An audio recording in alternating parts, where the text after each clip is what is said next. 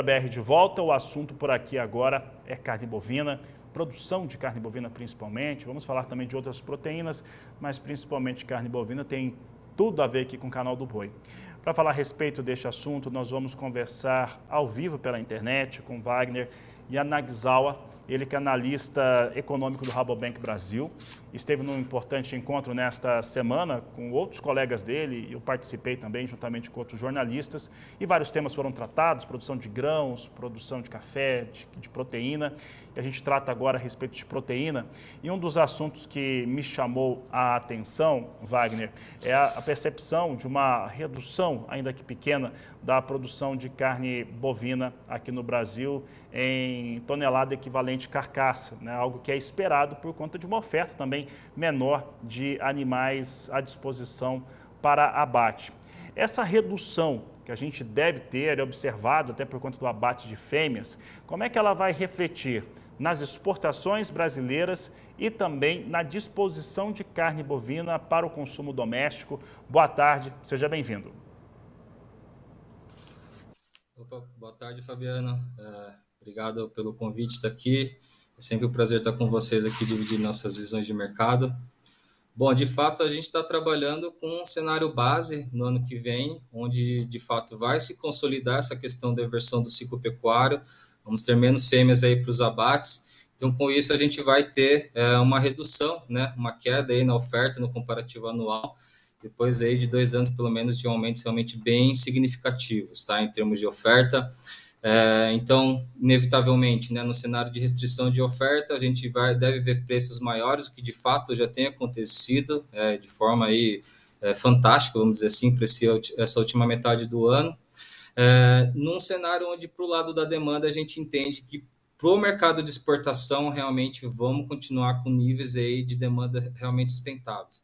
Basicamente porque a gente estava já projetando, né, para esse final de trimestre, para esse último trimestre de ano, primeiros movimentos aí mostrando uma queda no balanço global de oferta no mercado mundial de carne bovina e que, na nossa visão, deve se intensificar no ano que vem, tá? Então, se a gente se considerar aí os maiores produtores, né, de carne bovina no mundo, principalmente Brasil e Estados Unidos, a gente está trabalhando com projeções de queda de oferta, tá?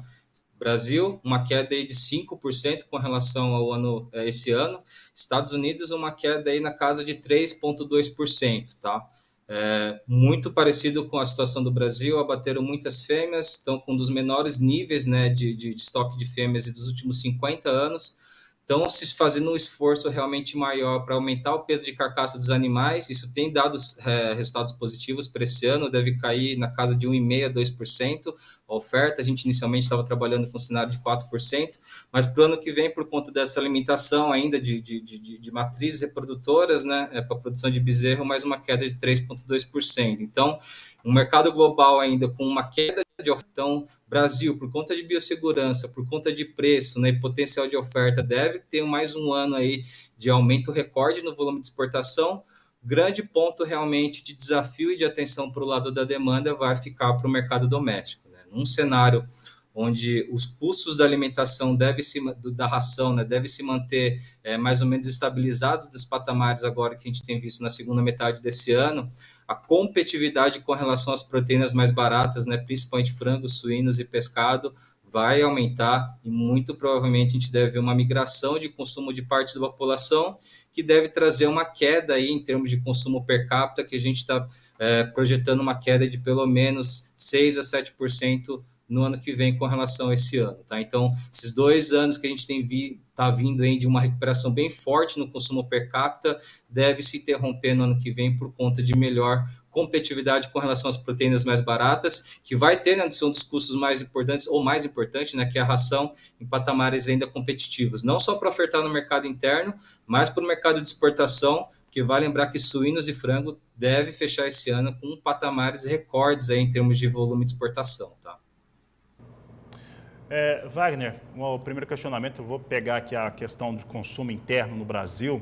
Aqui a gente costuma dizer que o Brasil atende importantes mercados, que os mercados importadores são muito relevantes por conta do valor pago pela tonelada e até, se a gente olhar na área de produção, exportar carne bovina, ele faz com que a carne bovina disponível, que fica disponível no Brasil, acabe também ficando com um preço mais acessível, né? Porque você consegue parte dessa produção vender com um preço melhor, em teoria seria isso. E nós tivemos aqui, ou vamos fechar o ano de 2024, com uma recuperação bastante relevante para o consumo doméstico. Acho que passar de um pouco mais de 32 quilos por habitante, de acordo com a maior parte dos levantamentos. Essa recuperação, ela está mais ligada à precificação da carne bovina no Brasil ou recuperação de poder de compra do brasileiro ou um aumento no número de empregos, independente da qualidade desse emprego que foi gerado, que teve geração de emprego importante, mas um aumento nessa geração de emprego. O que foi o elemento mais importante para ter tido essa recuperação, no seu entendimento? Perfeito, eu entendo que concordo com você, Fabiano, essas duas variáveis aí, tanto do lado da oferta como da demanda, corroboraram para esse cenário que a gente está vendo agora de aumento de consumo, bem significativo, como você pontuou, porém eu colocaria que é uma variável mais ligada à oferta, tá? De fato, a gente está vindo de 2 anos, né? Deve vir de 2 anos realmente com níveis de oferta muito forte, né? E esse incremento de oferta e principalmente a queda nos preços que a gente viu na primeira metade do ano realmente colocaram a carne bovina em patamares realmente muito competitivos no mercado interno, tá? Claro que a questão do poder de compra, a gente tem visto alguns indicadores aí melhorando em termos de desemprego, né? E a própria questão do varejo, né? Dos supermercados, atacado e varejo vendendo bem, os frigoríficos fazendo grandes aumentos aí de margens aí por conta das exportações, né? Então, essa é uma variável que a gente entende também que tem suportado, né? Essa repasse de preços aí um pouco mais tardio, né? Do que normalmente a gente vê nesses momentos de alta de preço. Então, é basicamente um cenário onde tem muita oferta, a demanda de exportação principalmente está vindo muito forte, né? E isso realmente tem aumentado, né, o apetite dos frigoríficos por novos lotes de animais e tem visto mais, né, somado a essas questões climáticas que a gente viu, não só dos incêndios, das inundações no sul também, um atraso que a gente viu também no início das chuvas. Todos isso estão impactando hoje para o lado da oferta, mas de uma maneira geral, a gente deve vir de um ano realmente de incrementos de oferta interessantes, somado a essa ligeira melhora aí, em termos de econômicos, tem resultado nesse incremento realmente muito forte da carne bovina, que a gente realmente tem um apelo cultural, né? A população brasileira tem um apelo cultural muito forte. A gente está vindo aí de um ano de 2022 que atingiu um dos menores patamares, né, de consumo per capita aí da história. Então, realmente, o brasileiro está querendo retomar o consumo da carne bovina e isso, de fato, está acontecendo basicamente por esse momento aí de aumento de oferta muito forte nesses últimos 2 anos, tá? E dentro desse fator, as exportações elas devem se elevar, ainda que seja uma elevação pequena frente àquilo que aconteceu em 2024, mas 2024 subiu muito. Quando a gente olha os números lá da Secretaria de Comércio Exterior, e aqui no canal do Boi a gente costuma olhar, antes que saiam os números que são apresentados, fechados do IBGE, a gente vai olhando os abates CIFES também e os números mensais que a gente tem em relação às exportações de carne bovina. No caso da exportação de carne bovina, é que os dois estão casando, né? Todo mês é recorde. Quando a gente compara ao mesmo período sazonal, é o maior da história.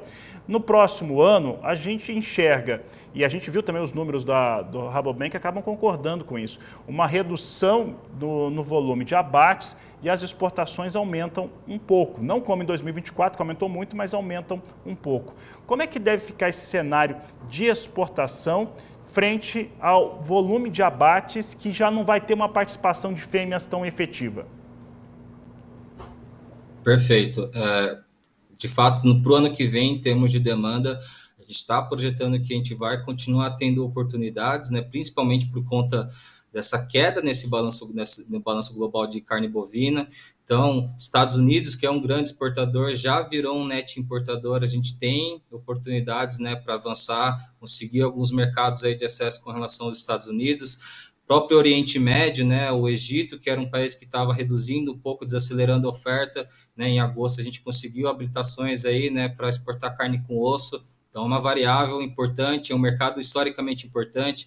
Emirados Árabes aí realmente, né, avançando muitas exportações, se tornando nosso terceiro principal mercado, deve continuar trazendo oportunidades também por conta desse redirecionamento, né, que a gente tem visto aí para o Irã, dessa carne, via Turquia também.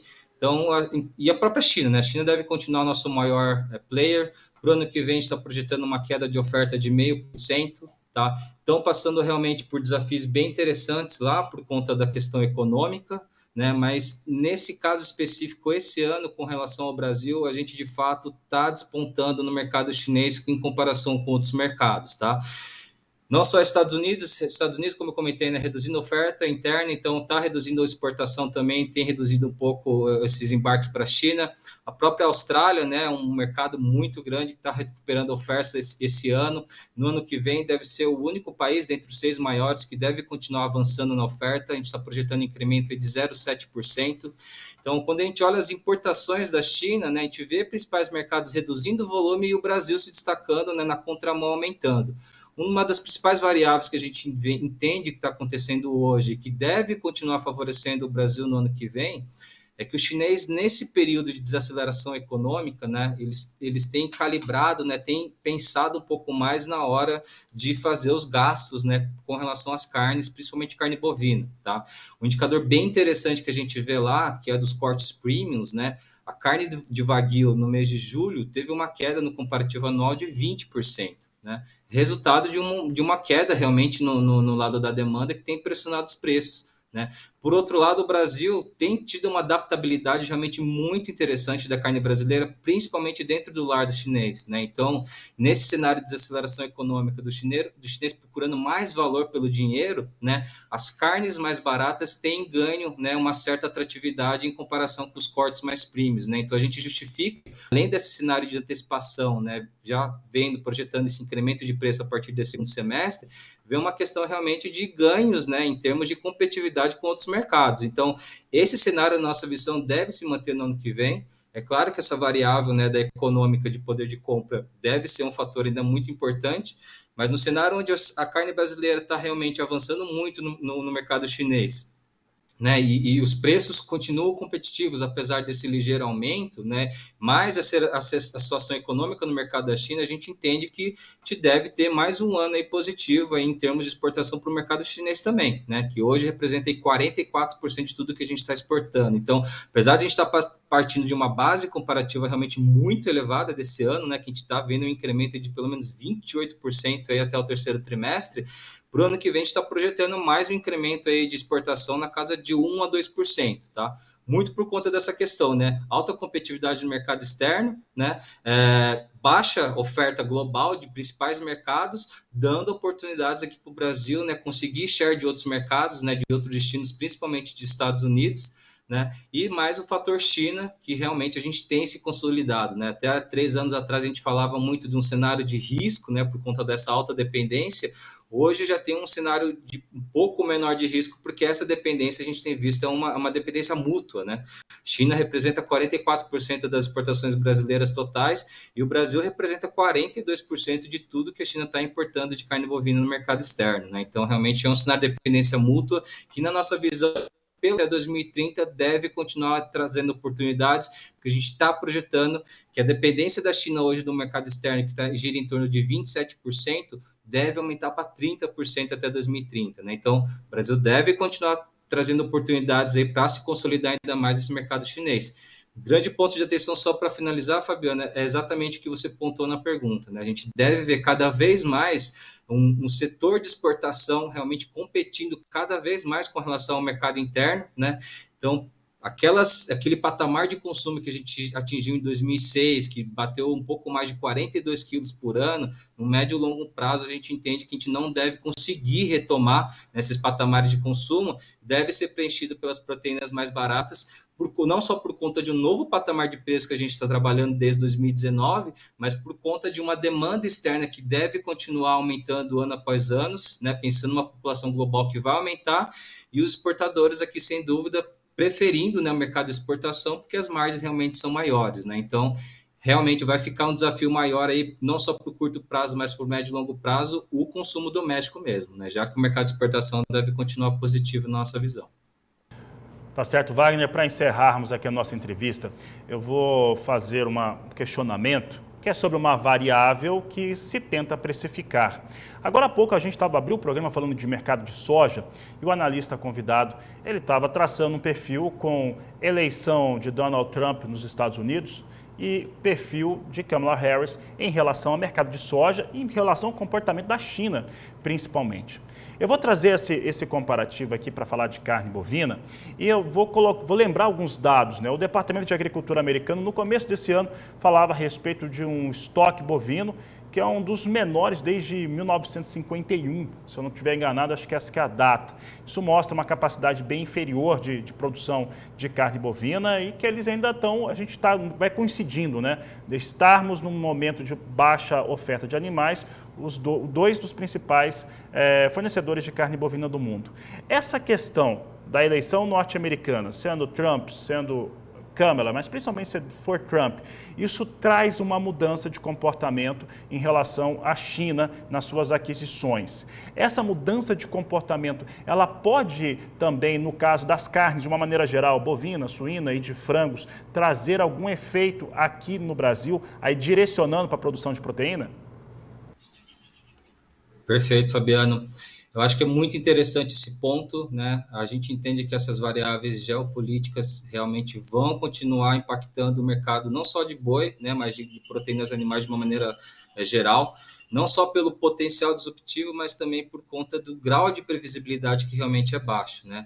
Nessa questão do Trump, né, a primeira coisa que nos vem à mente é aquela primeira fase que a gente viu da guerra comercial entre os dois países. De fato, era um cenário realmente bem diferente do que a gente está passando agora, mas que para o Brasil, naquele momento, foi muito positivo por conta, né, de migração de demanda, principalmente do mercado chinês, que já estava comprando bastante do Brasil, acabou tendo, né, um repasse de demanda que ia para os Estados Unidos, para o Brasil, e realmente foi muito positivo. Numa possível segunda fase dessa guerra comercial, a gente entende que deve ainda ter oportunidades para o mercado brasileiro, porém vai exigir um pouco mais de jogo de cintura, um pouco mais de diplomacia. Basicamente porque hoje os Estados Unidos junto com a China, né, os dois maiores mercados importadores de carne bovina do Brasil.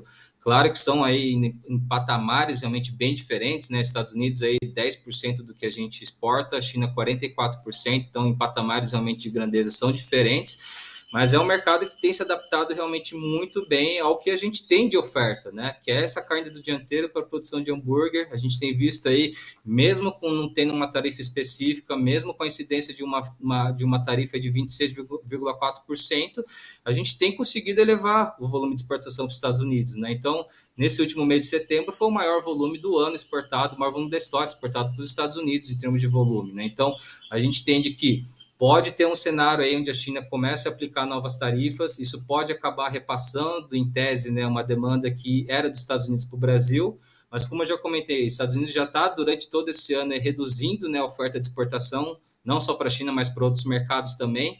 Pode vir algumas oportunidades com relação ao mercado de suínos também, né, já que os Estados Unidos já também tem um importante fornecedor.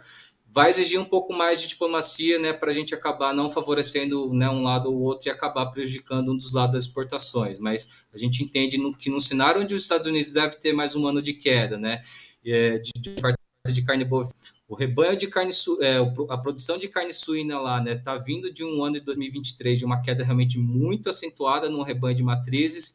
Estão tentando recuperar, deu uma leve recuperada agora no terceiro trimestre, estão tentando elevar o peso de carcaça também lá, mas a gente lembra de um começo de ano, né, nos Estados Unidos, no mercado de suínos, onde plantas frigoríficas de pequeno e médio porte fecharam as portas por falta de animal para bater, né? Então, tem oportunidades também no mercado de suínos para os dois lados, né? A gente só tem que ter um pouco mais de jogo de cintura, um pouco mais de diplomacia, realmente, para ver essa fase, porque oportunidades, sem dúvida, a gente vai continuar tendo, apesar de um pouco menos, né, em termos de potencial do que essa primeira fase, mas sem dúvida é um cenário que para o Brasil vai continuar sendo positivo, não só porque a gente acessa esses dois mercados, né, mas porque é mesmo aquela questão que põe a gente no nível de competitividade muito alto, né, que é a questão de preço, biossegurança e potencial de oferta. Isso realmente vai continuar jogando a favor do Brasil, não só com essa questão dos Estados Unidos, né? Mas tem essa questão da China também, nesse estudo dessa tarifa antidumping lá no mercado da União Europeia, pode trazer oportunidades para a gente aqui, principalmente com relação à exportação de miúdos para a China, de suínos, né? Então, assim, questão geopolítica, nesse momento, para a gente, né, tem trazido mais oportunidades do que desafios.